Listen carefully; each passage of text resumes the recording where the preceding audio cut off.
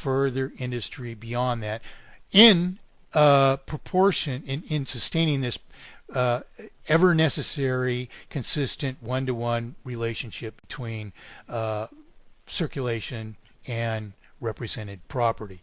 So a gold standard, in effect, is not a monetary system. The founders of the country did not prescribe a monetary system. They, in fact, lived at a historic juncture in which the issues had not been resolved. And we can understand... Yes? Can I ask a question? The note that's being created and being passed around, okay, what happens to the... let's assume that I'm in another part of this artificial state that we're talking about. How do I get the ultimate payment if in fact that note's been traded around to various people in payment for goods from person to person or from company to company? That question is very simple to answer. We back up to our first example of the two examples in this parable. We have actually exemplified the natural lifespan of a promissory obligation. That is, the fowl that the one agricultural producer had promised to pay. Those obligations could be transferred to others who could eventually collect the fowl production, chicken production. And when, of course, it was collected, the notes would be invalidated. They would no longer circulate as circulation because they were null and void.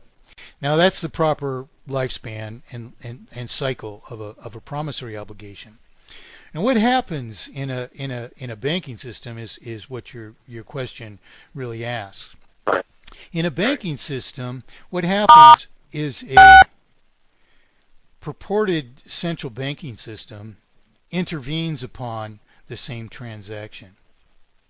It says to the chicken producer who's promising to deliver so many chickens to the man who grows feed, no. You can't issue your contracts to each other on your own paper. They have to be written on our paper.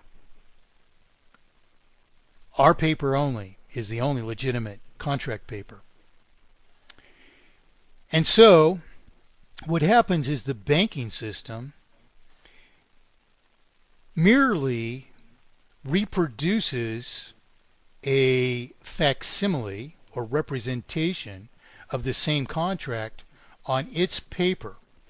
Now, the first question is, in regard to your question, is does the banking system give up anything of lawful consideration then comprising a debt to the banking system? As I said earlier, I would prove that we do not borrow money from banks. Now, in effect, what we're doing is borrowing our own promissory obligations, which we issue, into circulation in this facsimile, which we call money. But the banking system gives up no such lawful consideration. Now, simpletons want to think, oh, but we do borrow money from banks because we only get it from banks. But this isn't, the banks are not the only possible source of this. And the only way to understand the issue is let's just erase the entire circulation and start over again. How does this work? The money did not always exist, and as it's needed, further money is needed and created. It's created by this very obfuscation of a promissory obligation.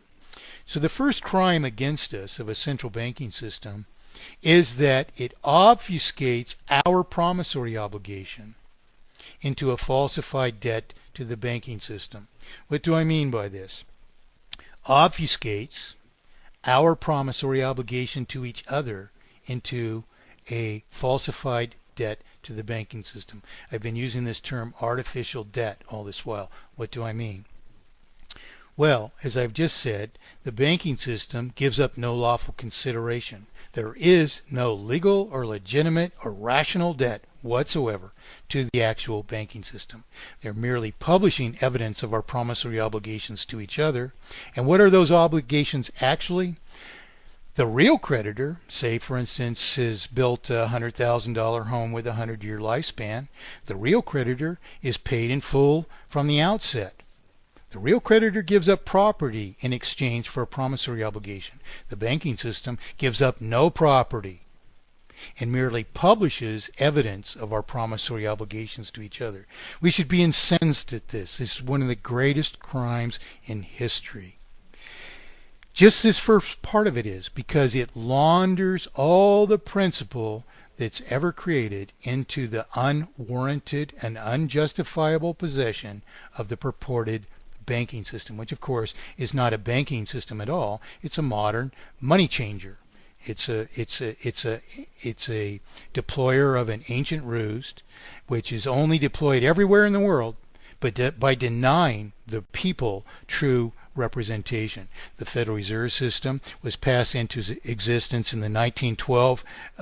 It was guaranteed existence basically in the 1912 elections, in which the Republican Party proposed a central bank.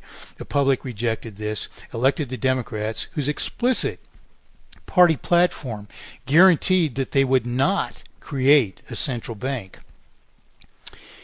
President Wilson takes office, and immediately his administration is filled with the very authors of the Aldrich bill that the Republicans had proposed.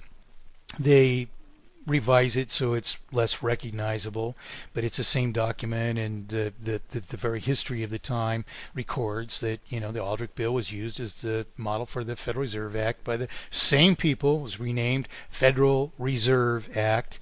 It's neither federal nor a reserve of anything, as I've just said. And so we got within a year, on the eve of December 23rd, 1913, in the absence of many who opposed it, the Federal Reserve Act was passed into existence in betrayal of the American people. They had been promised that the Democrats would not create a central bank if they were returned to power. This is not just a verbal promise, it was actually the written party platform of the 1912 Democrat Party. And this is recorded in a June 15th, 1932 congressional address by former chairman of the House Banking Committee, Congressman Louis T. McFadden, in which he further records... Pardon? Let me ask you one more question, and that is, when the bank says, no, you cannot represent your obligations to one another with your own contract to one another, it has to be using our paper in order to represent those contracts. What do they do in order to, mechanically, what do they do in order to make it so that the obligation that I've incurred to buy another home involves the bank? Well, what are they forcing me to do? The Federal Reserve Act and all of its further derivatives are provisions that make the Federal Reserve the creator of money. And so the actual structure of the system is a further necessary part of the ruse, in effect. What happens is, our two farmers get together and want to procure some money, in effect. What they're doing is monetizing their future production in this transaction that we've described. Well, the banking system, in making itself the only source of money, and being as this further commerce requires this further circulation, we are forced to go to the banking system. We generally interface with what I call peripheral banks. We have to understand this as well. We can't say that a bank is a bank is a bank is a bank. All banks are not the same. We have what I call peripheral banks, which interface with the public, and we have the central bank. The central bank is the publisher of the evidence of a promissory obligation.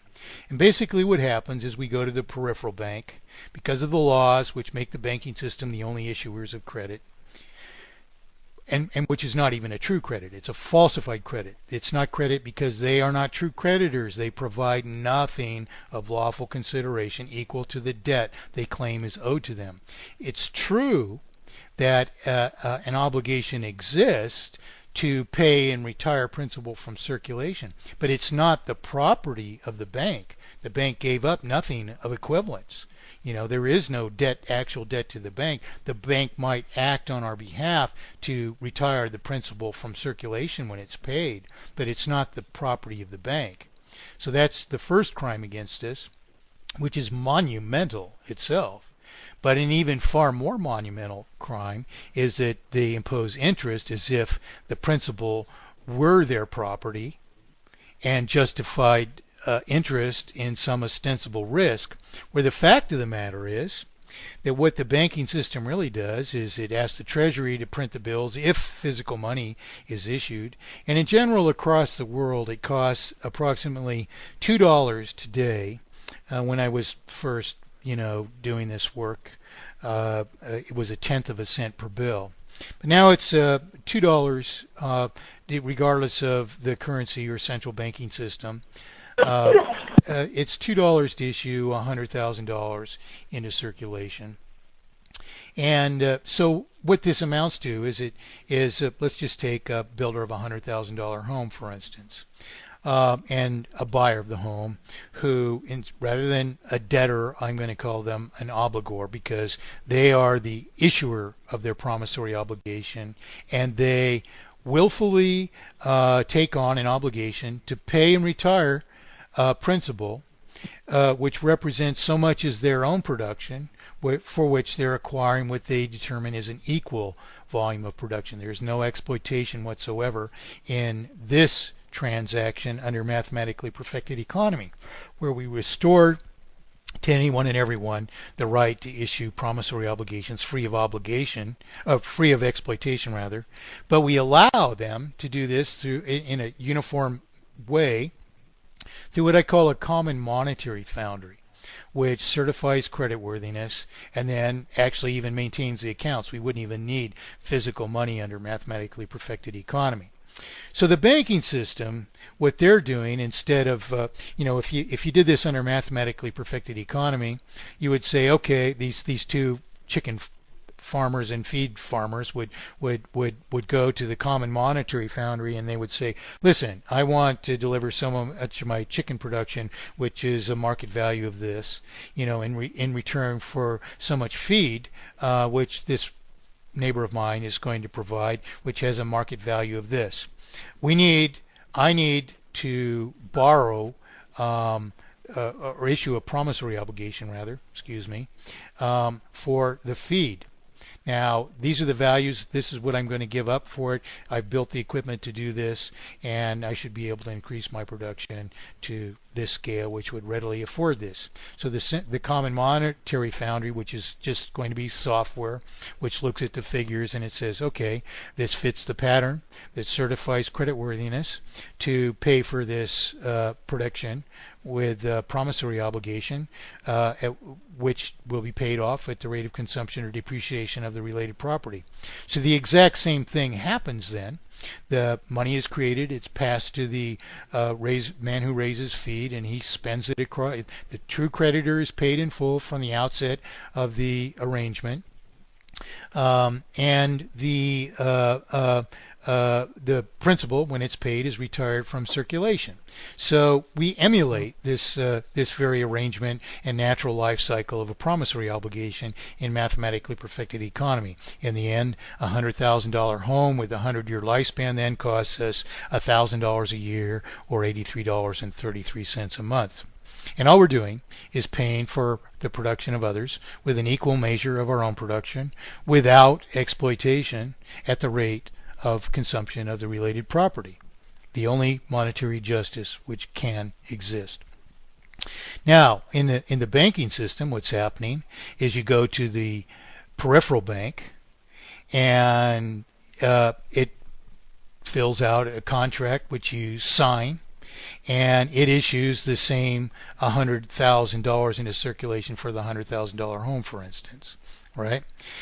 That costs the central bank $2 to produce that $100,000 if it's physical money. Otherwise, it costs it virtually nothing if it's digital money, if it's just records, which most money is.